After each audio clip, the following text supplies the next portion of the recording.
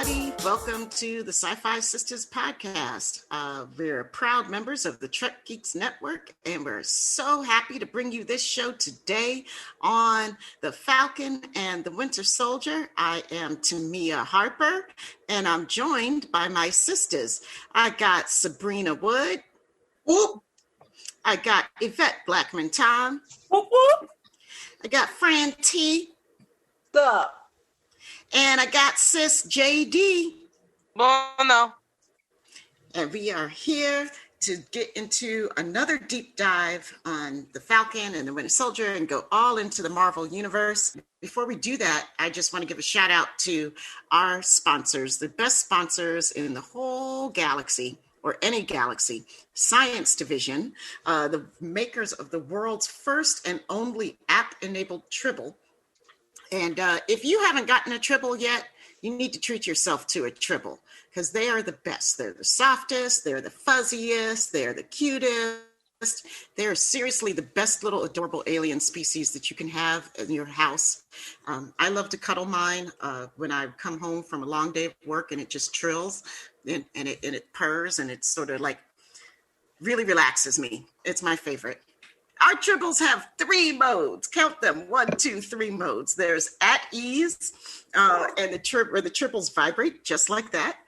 They trill and they vibrate, and they're just happy to be around you, and in their new forever home.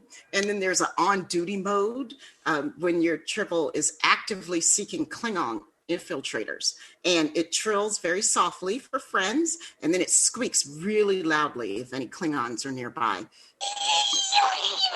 Yes, thank you, Fran. That was perfect. Oh, that's good. Really good.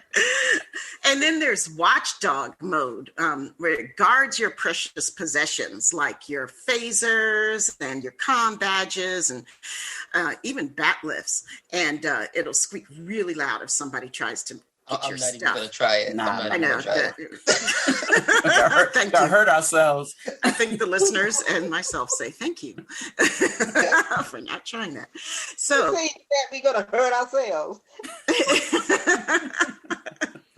But we adore Science Division. We adore their Tribbles. They're really a lot of fun. Get them for birthday gifts or for anniversary presents, or just get a gift for yourself. And you can adopt your Tribble today at Science Division. That's sciencediv.com. Science Division. By fans, for fans. Trouble's never been this fun. So just like last week, we're going deep dive into the Falcon and the Winter Soldier. We're going to talk about episode 2 today, and leading us in this great journey, in this expedition, is the one and the only, the baddest ass little sister in the crew, and I mean that in a good way, is JD Keeling. You're on deck. Yay!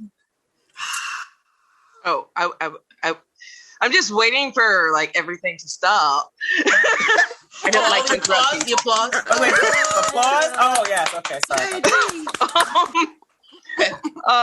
But yeah, so just like last time, everybody, we are diving into the Sam and Bucky show. This means if you have not watched up to episode 2, again, pause. Watch the episode. I know I told you to watch it last time, but you might have forgotten. Once you're done, which I'm assuming is now because you've returned to us, you can listen to this wonderful conversation. With that being said, let's get on to, I don't actually know the name of episode 2, but I do know. The Star-Spangled Man. Of course it is. I was just making that joke on Twitter. Oh, okay. But you had to blink it out of your head, right? You blinked it out of your mind. That's what happened. It did, because I literally just tweeted that there should be a trap version of Star Spangled Man with the Plan song for John Walker. So it was right there. But speaking of John Walker, it's episode 2, and we get to meet the new Captain America. Straight out of Custard Grove, Georgia, we have John Walker. Being the literally most awkward human being ever, trying to protect his Captain America Talk. What did you guys think? Wow. I wanna say first of Wow. all that every historically Black college band or high school band in the country that had to watch that mess of them coming out there to bring out Captain America, I know they were all like, "Oh hell, No joke. no." I was wait, like, did are I- they going to have a step show next? I just Wow. when I was like, wait, no, we don't have the HBCU band coming out for Captain America. Wow, You see what the was drum that? majors. But you know what? They looked The drum good. They had majors. the sisters Yeah. were dancing. I was all into that. And then the Captain America came in there. I was like, And that guy came. I was like, huh? messing up the halftime show.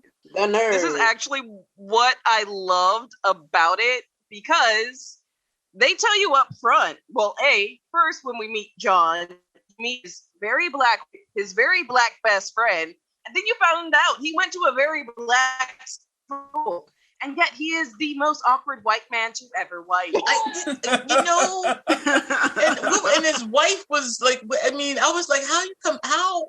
Right. How are you are they surrounded by accepting? all this blackness, all this super dope, super cool blackness, and none of it rubbed off on you? Mm-mm. None of it. I think It's they the were trying friend to you tell keep us in case the police pull you over. he was just something else. But I don't know. Well, did you think that his suit was like really kind of retro looking? Mm-hmm. Okay, especially I the love helmet. that suit.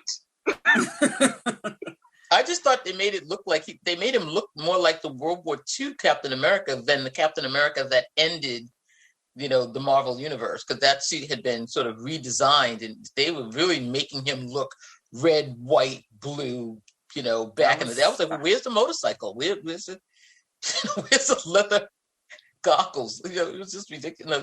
I don't know. And this guy just had like. Okay.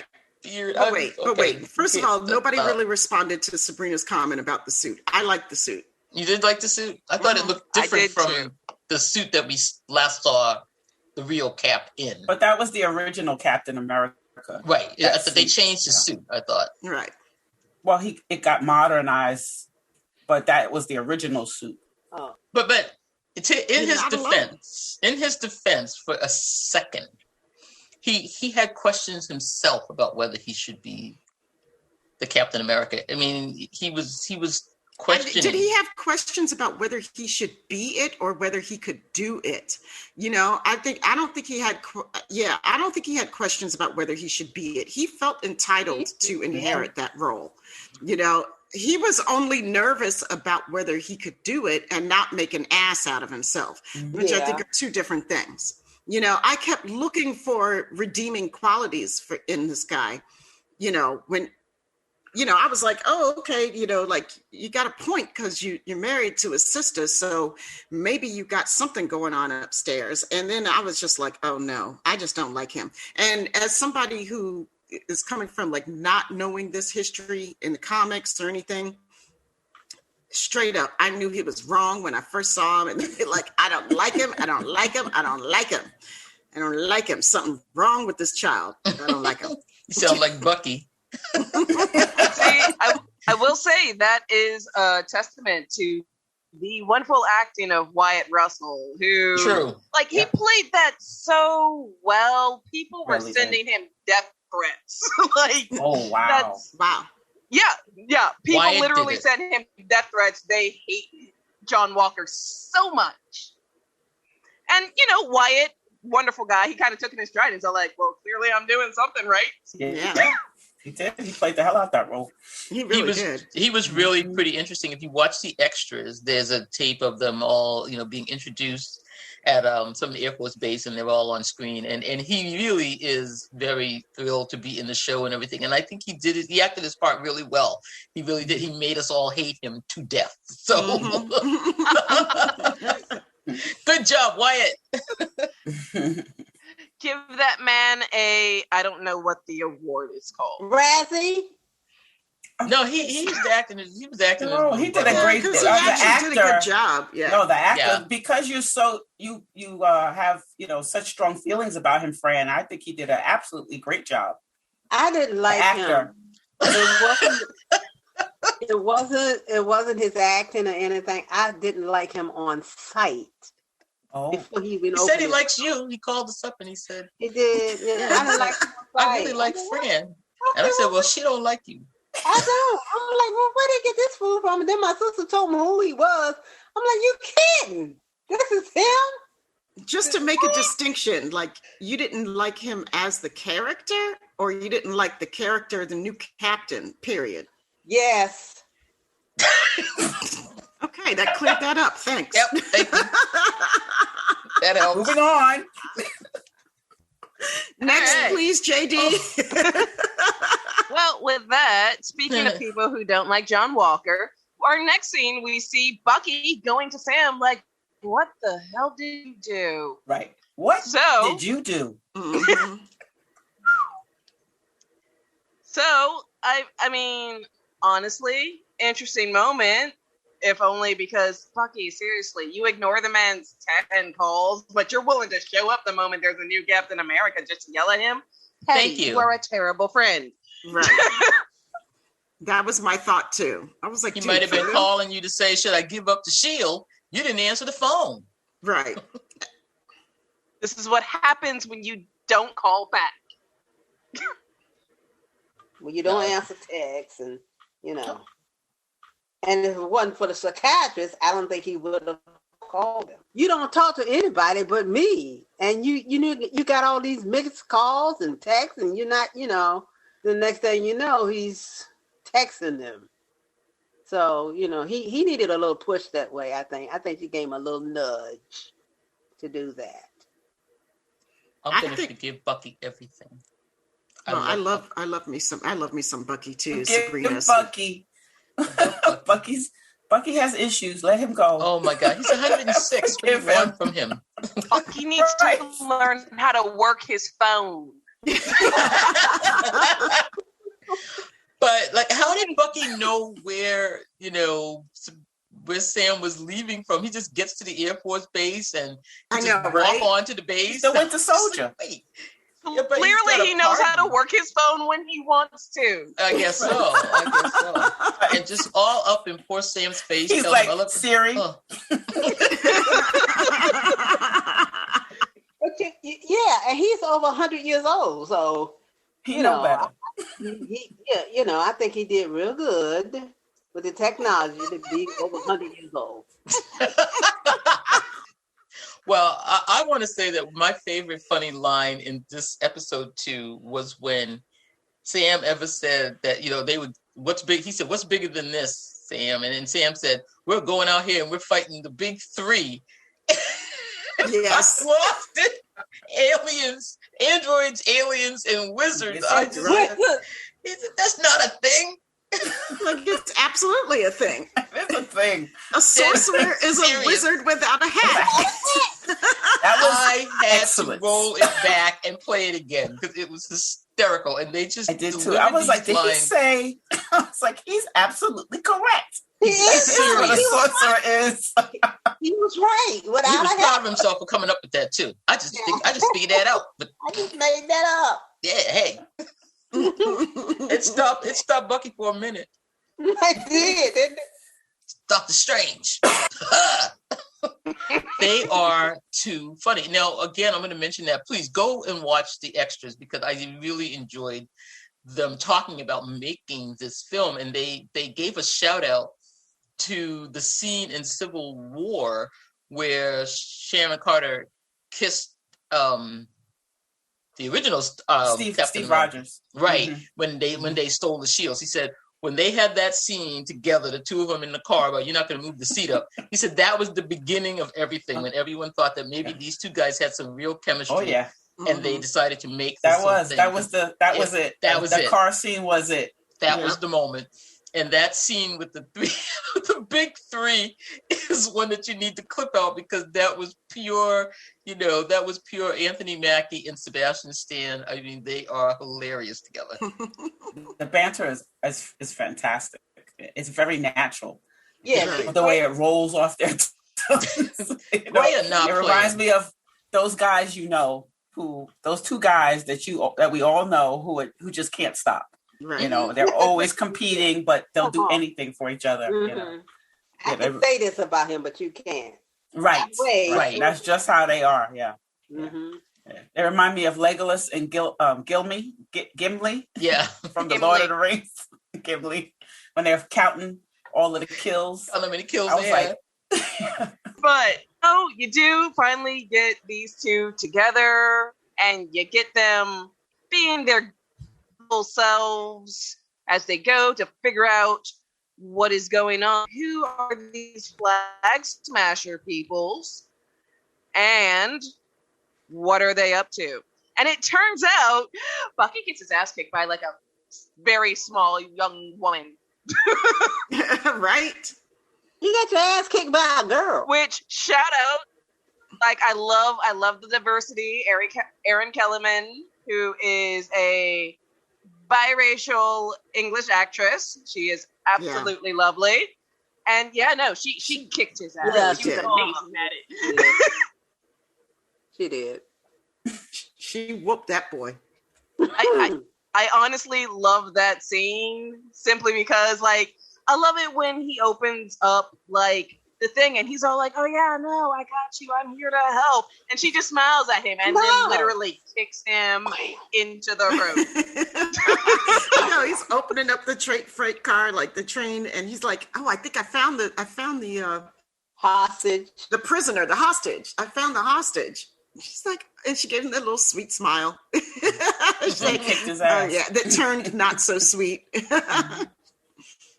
That's proceeded. important to everyone. Never doubt the powers of, like, a girl in her 20s. Like, she will mess you up somehow. So yeah, I thought the women in this whole thing, and Marvel has a lot of superhero women, and so but they also have these really great, just plain old human women, like Peggy Carter in the first place, and now Sharon, because and so I'm glad that they really are doing it with some of these characters. And you're seeing some other women come in, and we're going to see some more women come in that I really love. But what else do we have about the big thing in this one? Go ahead, JD. What's your next question to us? Do you have questions for us in this one? Oh, I did. Well, actually, it was kind of like an Easter egg, but I feel like everyone will kind of enjoy. Because as we all know, once the fight scene is over and everyone's had their ass kicked by, mostly a bunch of teenagers, but we have like John Walker and Hoskins on and we get to meet Hoskins, who in the comics is, well, he really was John Walker's Buck, which, again, Marvel Comics has been around since the 1930s, so bear with me as I say this. Bold Urban Commando. Yeah, that's what Buck stood for. He was the Bold Urban Commando. Oh, wow. That's Lemar you're talking about? Yeah. Yep. He wasn't Battlestar in the comics. I thought that was they changed that because Bold Urban Hell Commando. yeah. You ain't calling him Buck. That's for sure. Come on now. Yeah. Yeah, that's not going to fly so well. Malcolm Nelson said, delete that line. Delete that. And We're this just is why scratch you that need, out. Well, I like Lamar's one of character. the benefits of having a black director behind the show. Yeah, Black Showrunner. He's the showrunner, the black writer. Showrunner. Is you have someone to go, oh God, no, that's not going to work. We ain't calling this man a Bold Urban Commando. Because anyone else might have, just been like, oh yeah, that'll work. That They'll never look true. up what it means. Yeah. But I What's like wrong with Lemar. To Wouldn't me, have had a clue.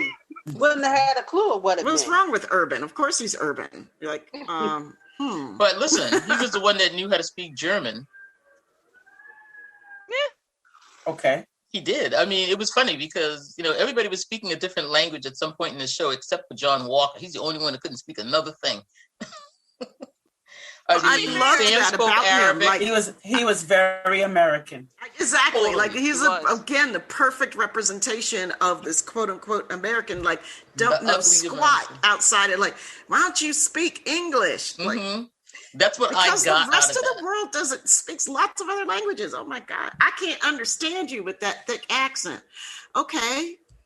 As soon as they crashed in with the no-knock warrant onto the... By the way, I was doing an imitation of some of my relatives. Oh my God. By the way, just FYI, I don't want anybody to hear that and be like, "Dag, Tamia, really? That's kind of offensive." No, that was real life from my family tree. Yeah.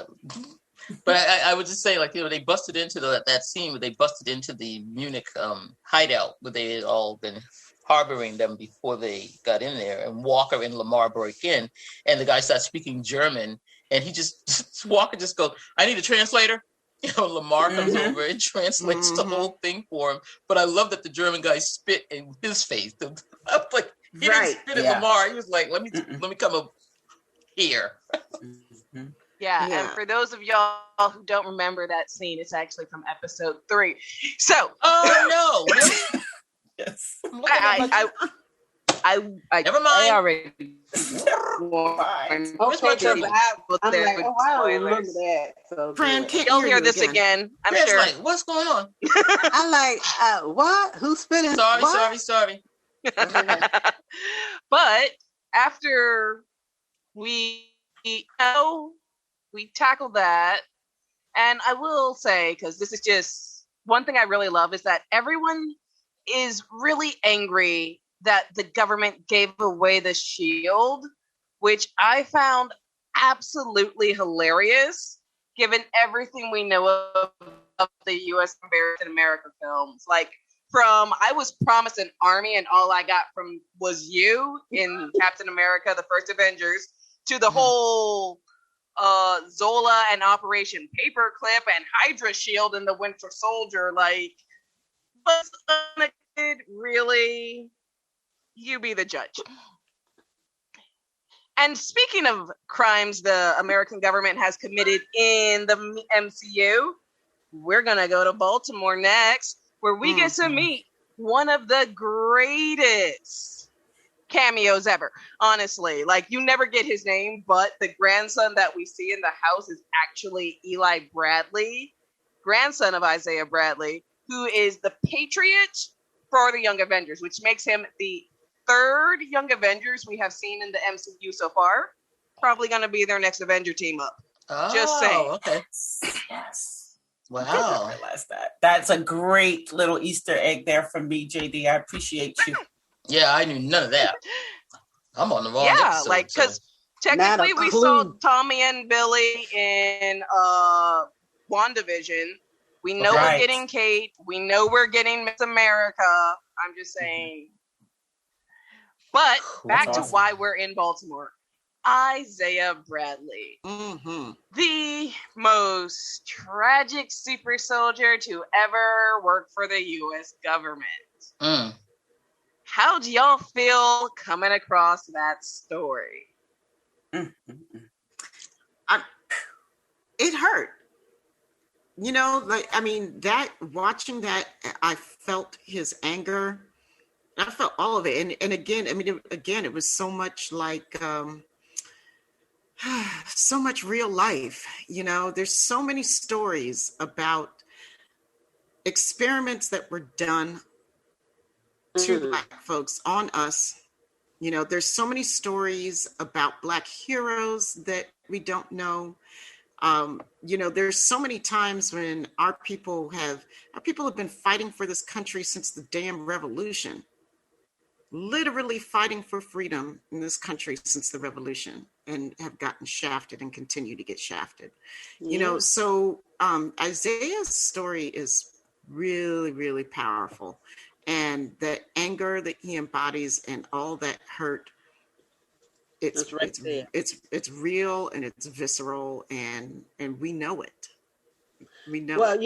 I can liken that to Hidden Figures, because if I was one of those ladies, I would have been really, really pissed about not being acknowledged until 50 years later. I would have been really pissed. I wouldn't have been as gracious as they were. You know, I just wouldn't have, because, you know, she helped send the man out into space just with her head, you know, no machines, no nothing. You know, they did all this stuff, and they were so gracious about not being acknowledged for the actual heroes that they were. So I see that. I see Henrietta Lacks in it, you know, all the experiments and things and cures they found from her cells. You know, I saw all that. And that's not, of course, the Tuskegee experiment. Let's not forget that. So I saw all that in him and in his anger, which was righteous anger. Mm-hmm. And it's just, oh, it's exhausting, y'all. It can be exhausting. This is based, though, on truth, because the U.S. government did come out and admit that they did experiment on World War II enlisted black men when they were testing mustard gas and other chemical weapons. And they told these guys it was some other thing. And they went into these, you know, pretty much like gas chambers and got exposed. And this is a true story. So, you know, it's been distilled into this one man story about a super serum, but this is not anything science fiction. So anybody that, you know, hasn't read 1690 yet all the way down through and into World War II, I would just skip forward till you get to the point where the U.S. government experiments on their own enlisted soldiers. And the one part where he started talking about, he said, when I saw those red tails in the sky, that 332nd Squadron, I was tears in my eyes, because my father is American Army Air Corps. My father is one of those guys. He is actually one of the Red Ball Express guys that helped build the Burma Road. But he tells horror stories about what they did to them. He was kicked out of the Army twice. And this is the same man that told me, I will never see another child of mine in the uniform of the United States again. So when he started yelling about him not taking that shield, I saw Lloyd R. Williams Sr., I saw it all. I was like, oh my God, there is my father going off right there. But I want to say it was Carl Lumby, who I have always loved. Carl, if you're listening, brother, you're looking good. Oh my God, it was so good to see you again. It was good to see him. Yeah. He gave such a performance. Oh my word, yes. And I might add also, people are wondering why black folks, a lot of black folks are hesitant, bringing into the modern thing about getting the vaccination. It's simply because we've been traumatized by the U.S. government with their medical stuff. Right. That's why. It's not that we don't, we're not smart or anything like that, but the history of the U.S. government and doing experiments and medical stuff on us is way, way, way treacherous. It's way too deep, too many times. It is. Too many ways. It's just treacherous. So I understand the hesitancy that some black folks have. I get it. Oh, I get it. If you know our history, you'd get it too. Yvette, I'm interested to know how you felt when you saw that scene. Well, at first, it made me think about, so when you read some of these comics about these super soldiers and everything, like, I said, but you always have that one friend who's like, well, if they would have gave it to a black man, he wouldn't have got all the star power. They wouldn't have set him up on the screen. He wouldn't have been on the road shows. They would have had him, back in the cell experimenting on him. And guess what? Yep. That's what was going on, So they had these black super soldiers. And I just thought it was excellent that they actually brought that up. I mean, they didn't have to. I mean, it won't, it was necessary because it was in there now, but they really didn't need this. But I mean, it made the story so much better and so much, it added to the story. I think, I don't even know, this made it for me. This scene made the show for me. I was hooked. I knew I was going to keep watching this. I knew that this was going to be my show because they didn't have to do this, but then again, they did have to do it because it's necessary. And now people if this is the only way you get it through Marvel, and through comics and, superheroes, then all right, clap. I'm clapping for you. Thank you very much. But this was a deep one. It was a deep because it had a lot of wow. It was deep, and his performance, because I've known that actor for a long time. He always plays a great role, but just the fact that there is a super soldier in Baltimore, in the hood, behind closed doors, waiting to see who's coming to kill him. Still, Yes. He's still waiting for that person to come and kill him. He's ready. He's sitting there ready for some. So this is, even though no matter how many experiments they did on him, how many times they told him it was over, he's still waiting for someone to come and kill him. And that's what makes the scenes with Bucky even, it lets you understand what Bucky's going through also, in a different way. But this is something Bucky's been fighting for years. I mean, decades. This man, the same thing, they're waiting, like I don't know if it was this episode, but, Bucky's just waiting for the next shoe to drop, basically. And so is he. And so are many other soldiers. They're just waiting for the next shoe to drop. What's happening? There's no way I could be here in this peace. A lot of soldiers don't believe that they deserve peace. That's a big thing. And you're waiting. You're just sitting there waiting. When is this little peace going to end? When is my world just going to blow up? And this is what happens when you have a black man behind the scenes like that.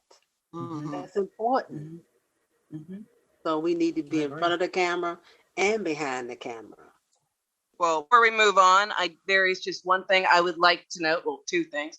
First off is they really do a lot with Isaiah in a very subtle way, because honestly, unless you really take the time to think about it, you're not going to realize Isaiah Bradley is the only man to defeat the Winter Soldier. Yes. Steve Rogers can do that. Yes. Because I got that line. He said it, yeah. He said, if I met you, you mean I whooped your ass. And I was like, ooh, I want to know about that. He said he took half that metal arm or something. He took that metal arm. I was like, my question was, is this in the comics anywhere? Is this somewhere where I can see this scene, see him whooping the Winter Soldier's ass? I want to read that.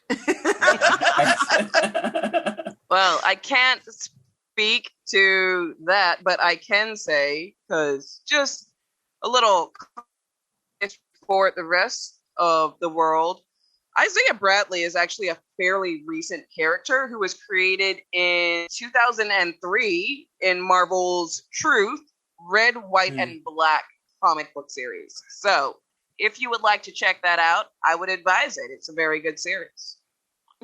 But back to Baltimore being ain't shit.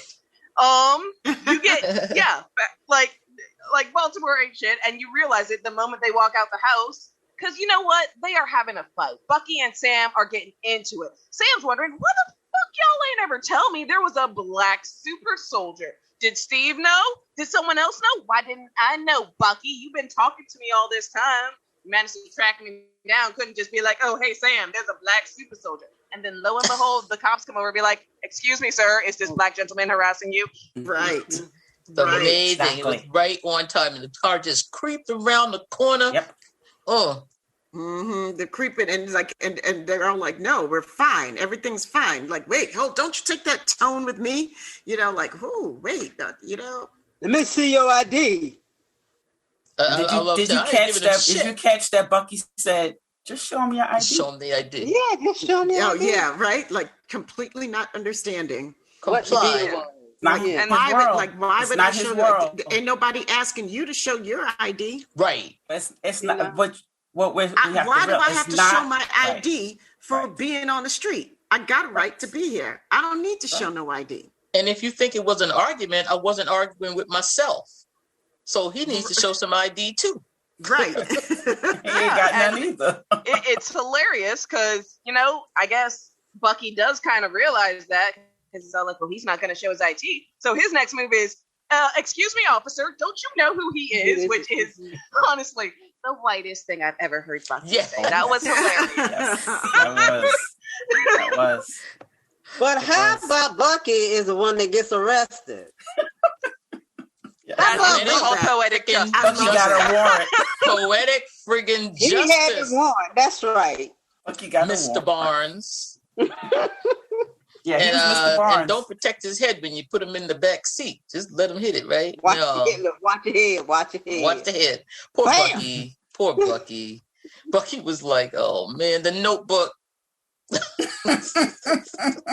Before we leave Isaiah, I just want to say that my other favorite line in there, a couple lines, he said, you think you can wake up one day and decide who you want to be? It doesn't work like that. Well, maybe it does for folks like you. Beautiful line. Mm-hmm. Beautiful. I'm not a killer anymore. He was like, really? Really? You're like, really? How's that working out for you? Really? That ain't working out for you. Like in the world's eyes, I'm always a killer. I was a killer before they made me a super soldier. I'm a black man walking down the street. That's it. Hello. But it's a new day, brother. So yeah, now we're in jail with Bucky, which again, I actually love that because this is the moment where after some forced therapy and John Walker pulling his white boy strings, I don't know where he even came from. You get Bucky and Sam in a room engaging in competitive therapy. That was crazy. Another hilarious scene. I have a bachelor's degree in psychology, y'all, and even I can tell this. This what isn't kind how of you therapy do was that? It was a doctor who was just sick of the both of them. That's what she said. She was going to couples therapy. A former soldier too. Yeah. Right. Mm-hmm. I'm going to resort to couples therapy. Face each other. I just lost it. Honestly, she was my favorite. Like, if you've ever had to deal with people, like not even as a psychologist, but I'm sure we've all had to deal with like that one friend who like we're trying to give advice and it's like talking to a brick wall who keeps saying, but maybe if, and it's all like, girl, no. I thought that's like the woman. I didn't get her name. I meant to look her up before we came into this, but I loved her performance as a psychiatrist. I thought she, especially the part when going back to the first episode, when she said that she had been a terrific soldier, she had been a good soldier, so she knew what she was talking about, and she just wasn't having it with the two of them. And she was trying so hard to help Bucky with her version of tough love. And then she was noticing that, hey, you know what, Mackie? Sam, you need to sit down too, brother. So don't get to both of you at one time. Her name was Amy Aquino. Aquino. She is very familiar to me. I know she's been in a bunch of stuff. I loved her in that clicking pen in that notebook. Girl, she was scaring me with that. Mm-hmm. Yeah, I love that scene because it's the first time we see Bucky start to open up. Like, he can't open up to his therapist, but he can open up to Sam. He can tell him if Steve was wrong about giving you the shield, maybe he was wrong about, maybe I am the one who thinks I am. And to which Sam replied, I got it to do. Bye. Yeah, that was interesting. He was just like, he was done at that. He was just done. Yeah, so these two have some, you know what got me about this whole thing when I was watching this? I said, they're going to do Lethal Weapon again. This is Lethal Weapon, except, Sebastian Stan is a cranky old white guy at 106. He's the Danny Glover guy. And Sam is, Mel Gibson. But we're basically doing Lethal Weapon. So. I did read an article with the director where she was talking about, like, when she was researching for doing this role, like, one of the types of films that she watched was buddy cop films. Oh God, okay. Because that's what because it is. It's a part of it. It really is a buddy cop story. Yeah. They hate each other, 48 hours, all of them, they just can't stand each other, but here they go. They're going to team up, and I love it. I mean, I was just waiting for it all to happen.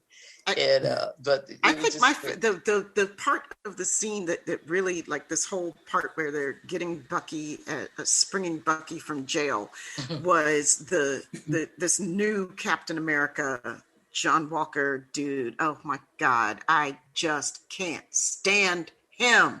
He's just so smug. Like, every time he swaggers on into the room, like trying to do that John Wayne walk, I just want to shoot him. I just, as my father would say, just loud and wrong. Oh, yes. Oh, that's so perfect. Oh, I'm stealing that. Daddy would. Loud and wrong. Loud and wrong. Yes. I mean, it just, he irks me every time. Every single time. Bus doors open. He's just in that room. He's like, I'm here. You're like, you can thank me later for busting you out. You have me to thank me. And what about when he was? I did it. Aren't you thankful? Aren't you grateful to me for saving you? I usually say this with regards to myself, and it fits him too. He has the confidence of a wealthy white dude who has never failed. Which also, now you guys all know how confident I am. Well, we never doubted that, so yeah, it's that. That's never been in question. Nope. But that's him. He is just like that blind, nothing can ever go wrong in my life confidence, which I mean, I can never, and more importantly, I can never do anything wrong. Right? Like, everything that I do is fine and kosher. My S don't stink, But he had to go bail them out because they didn't have any more clues. They said Langley didn't have anything. Which is the he didn't only know what reason. to do. It's the only reason. He said the only reason I got to go get these two because they might know something more. It was like, yeah, you need to go get Sam and Bucky, the Sam and Bucky show, because you don't know what's going on. But you got the shield, so go ahead, shorty. Yeah. And with that, it leaves us on our ending note. Only one man can save the day. Fucking Zemo. Zemo. I gotta say, I was not I love Daniel Bruhl. Don't get me wrong, adorable human. Zemo as a character, like, if was a person, that would be Zemo. He was. I mean, when Bucky walked up to the. Am I in the right episode? I think you're jumping ahead. I think you're jumping ahead. Jumping ahead. Just knew he was going for Zemo, which is a great name. By the way. Before Zemo. Subrina can give away anything from episode 3. Thank you. I was going there. Stop I'm racing Stop ahead. her now. I stopped myself.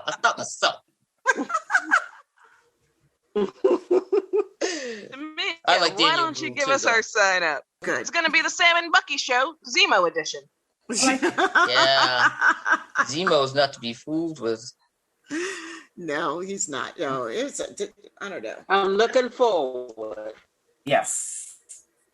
Yeah, I think I just want episode 2 is all Isaiah for me. It's all Isaiah. Oh Lord. All Isaiah all the time.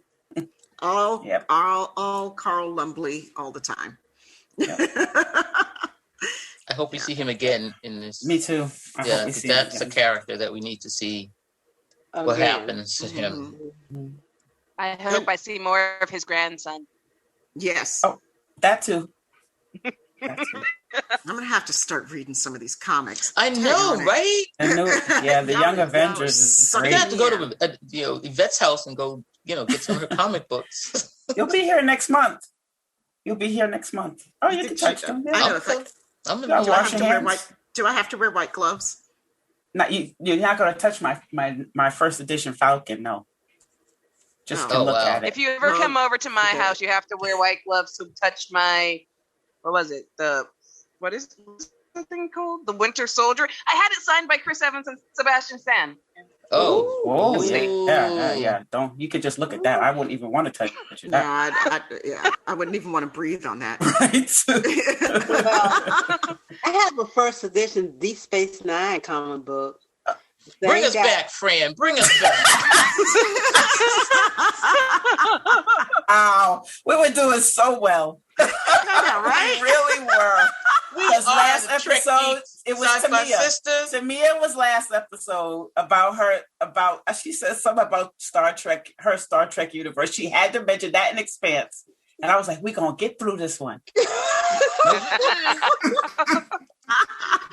Well, you know, the same person. He's a comic book guy. I mean, and he bought me that first edition, and he also bought me my Uhura plate too. So, She got That's some more. good stuff. See, yeah. you could take the girl out of the Trek universe, but you can't take the Trek universe out of the girl. No, can't take her out of the sisters. That is the only comic book I have. I have gold keys Star Trek comic books. I do have that. All Yeah, okay. Oh, right, what? I'm done. Okay. All right, folks. No, If you for real. have things that you would like to contribute to this conversation, your thoughts on episode 2, or your thoughts on our discussion, or what comic books you might have that you that you will only let people touch with white gloves. Oh, I would love to know what those are. People, please tell us. Please tell us. Hit us up. Yvette, where can people hit us up? You can find us at SyFysistas.com. That's SyFysistas.com. You can join us on the mothership. That's MUTHASHIP. And the SyFy Sisters Book Club, both on Facebook. On Instagram, we are SyFy.sisters. And we're also on Twitter at SyFy Sisters. Okay, now you spelled those anonymous one. Nah, buddy. It's that time of the show where we give a shout out to the one and only Dose the Anonymous, the baddest engineer on the planet. He's responsible for all the music that you hear on our show. And our Trek Geeks friends, Bill tweeted out that how much he loves listening to the music on the show and how it gets stuck in his head all day. So thanks, Dose, because it is really dope. And if you want to get in touch with him and need some engineering skills or some music for your show, it's dosetheanonymous1, the number 1, at gmail.com. That's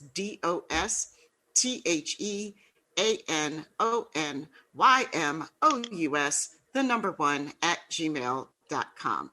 And that's it for us this week, y'all. Thanks for listening. We'll see you next week. And peace, love, and hair grease, my peeps. Okay. Bye. Live long and prosper. Not evident.